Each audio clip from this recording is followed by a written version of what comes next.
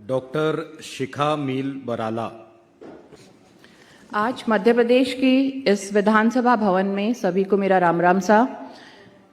इस युवा विधायक सम्मेलन में यहाँ विराजमान मध्य प्रदेश विधानसभा के स्पीकर साहब नरेंद्र सिंह जी तोमर, हमारे राजस्थान विधानसभा के स्पीकर हमारी प्रेरणा वासुदेव देवनानी जी, यहाँ के सभी हमारे विधायकगण।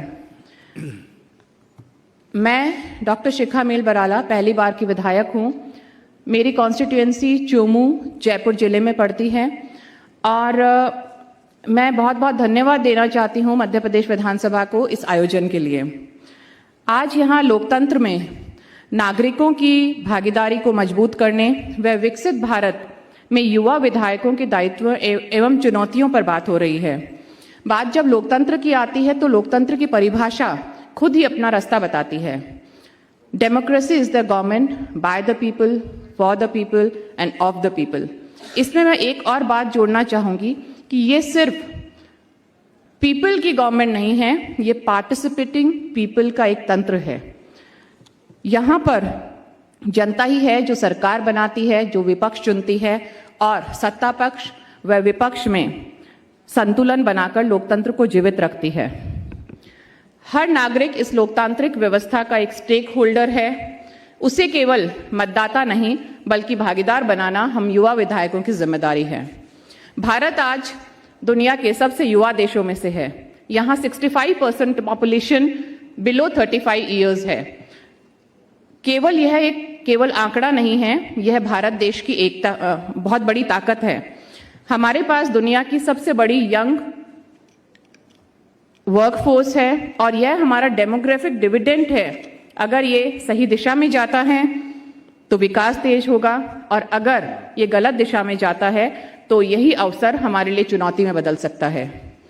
मार्च 2018 में जिनेवा में आयोजित 37वीं मानवाधिकार परिषद के दौरान role of youth in peace, security and demographic dialogue पर एक महत्वपूर्ण चर्चा हुई जिसके सार आज भी उतना ही प्रासंगिक है। युवा विधायक केवल भविष्य नहीं बल्कि वर्तमान में सबसे सशक्त परिवर्तनकारी लोग हैं। बाराक ओबामा ने कहा था, the future belongs to young people with an education and the imagination to create. जहां पारंपरिक राजनीति के दिग्गज जटिलताओं में उलझ कर रह जाते हैं, वहीं पर युवा विधायक अपनी कल्पनाशीलता से नए रास्ते खोजते हैं। कोफी अनन का भी यही संदेश था, you are never too young to lead and you should never doubt your capacity to triumph where others have not. यह केवल विचार नहीं बल्कि हम सब युवा विधायकों के लिए एक कॉल टू एक्शन है। इतिहास और वर्तमान दोनों इस बात के साक्षी हैं कि युवा नेतृत्व परिवर्तन ला सकता है। उदाहरण के तौर पर न्यूजीलैंड से जेसिंडा अर्डन, फिनलैंड से सना मारिन और फ्रांस से इमैनुअल मैक्रो, इन सभी की उम्र पदभार के समय 34 साल से 39 साल थी और इन सब ने ये साबित किया कि दृष्टिकोण उम्र से बड़ा होता है। अगर हम हमारे देश की बात करें तो स्वर्गीय श्री राजीव गांधी जी ने 40 वर्ष की उम्र में देश का नेतृत्व करते हुए आईटी रिवॉल्यूशन की नींव रखी और युवाओं की भागीदारी का रेलेवेंस और इम्पोर्टेंस समझते हुए 18 वर्ष पर मताधिकार का ऐतिहासिक निर्णय करते हुए लोकतंत्र को और व्यापक बनाया। मैं मेरे राजस्थान की बात करूं तो हमारे 3 बार के मुख्यमंत्री, पूर्व मुख्यमंत्री हमारे अशोक गहलोत जी ने युवावस्था से ही जनसेवा का मार्ग चुना। 27 वर्ष की उम्र में पहला विधानसभा चुनाव और 29 वर्ष की उम्र में सांसद बने। आज भी सामाजिक सुरक्षा मॉडल के माध्यम से देश में वह एक उदाहरण प्रस्तुत कर रहे हैं। सुषमा स्वराज की मैं बात करूं तो उन्होंने बहुत कम उम्र में हरियाणा की कैबिनेट मंत्री बनकर यह साबित कर दिया था कि नेतृत्व उम्र का नहीं बल्कि क्षमता और प्रतिबद्धता का होता है। मोहताज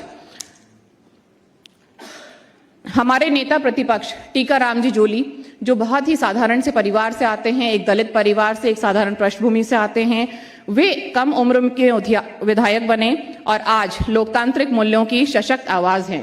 and this is the strength of Indian democracy. हम युवा विधायकों की भूमिका केवल प्रतिनिधि के तौर पर नहीं, हम कनेक्टर्स हैं उस जनता के बीच और सरकार के बीच। और एक महत्वपूर्ण फासला हम लोग तय करते हैं, we are not here to maintain status quo, we are here to disrupt, we are here to reform and we are here to rebuild. संवाद और समन्वय युवा विधायकों का यूएसपी है। हम युवा मतदाताओं से बेहतर तरीके से जुड़ सकते हैं और उनकी आकांक्षाओं को नीति में बदल सकते हैं। हम बात करें डिजिटल गवर्नेंस की, आउट ऑफ बॉक्स थिंकिंग के साथ RTI, digital governance, transparency, renewable energy को लेकर हम लोग जो टूल्स ले रहे हैं वो लोकतंत्र की आत्मा है और ये युवा विधायक बहुत अच्छे से समझ सकते हैं। युवा विधायक सामाजिक सुधार के वाहक हैं। हम जाति और धर्म की राजनीति से ऊपर उठकर डेवलपमेंट के एजेंडा को प्राथमिकता देते हैं। वोट बैंक नहीं, हम डेवलपमेंट बैंक की बात करते हैं। और विधायिका प्रणाली की अगर बात कर रहे हैं तो हमारा काम सिर्फ कानून बनाना नहीं बल्कि ऐसे कानून बनाना है जो आम जनता की क्वालिटी ऑफ लाइफ को इम्प्रूव करे।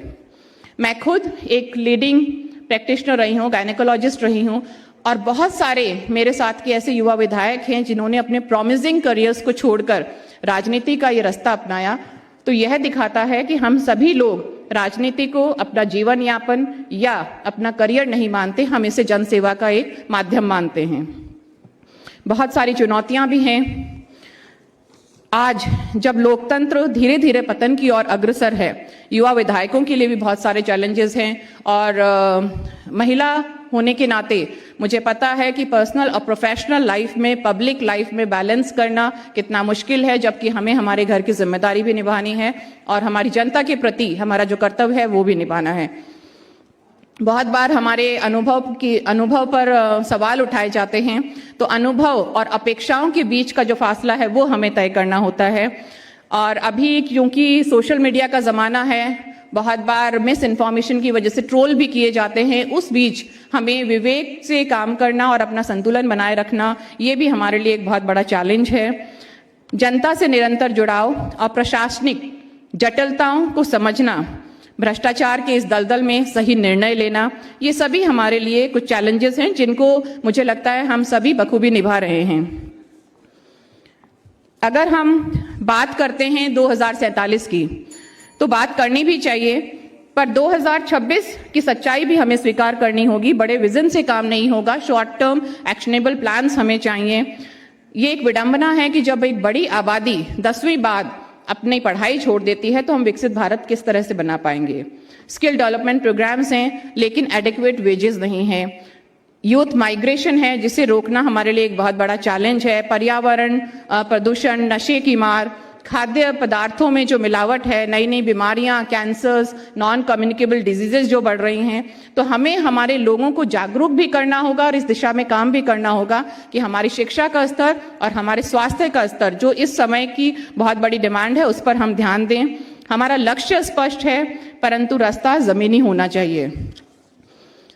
आज हम केवल युवा नहीं, हम केवल विधायक नहीं, युवा विधायक हैं जो कि विश्वास के संरक्षक हैं और जनता में विश्वास स्थापित करना हमारे लिए एक बहुत बड़ा कर्तव्य भी है और एक चुनौती भी है। हमें एंटाइटलमेंट की राजनीति को चुनौती देना है और अवसर व क्षमता की राजनीति को आगे बढ़ाना है। हमें सुनिश्चित करना है कि लोकतंत्र केवल एक व्यवस्था नहीं बल्कि हर नागरिक का अनुभव बने। और मैं इन पंक्तियों के साथ कंक्लूड करूंगी कि सफर की हद है वहां तक, सफर की हद है वहां तक कि कुछ निशान रहे। चले चलो कि जहां तक ये आसमान रहे। ये क्या उठाए कदम और आ गई मंजिल, ये क्या उठाए कदम और आ गई मंजिल, मजा तो तब है कि पैरों में कुछ थकान रहे।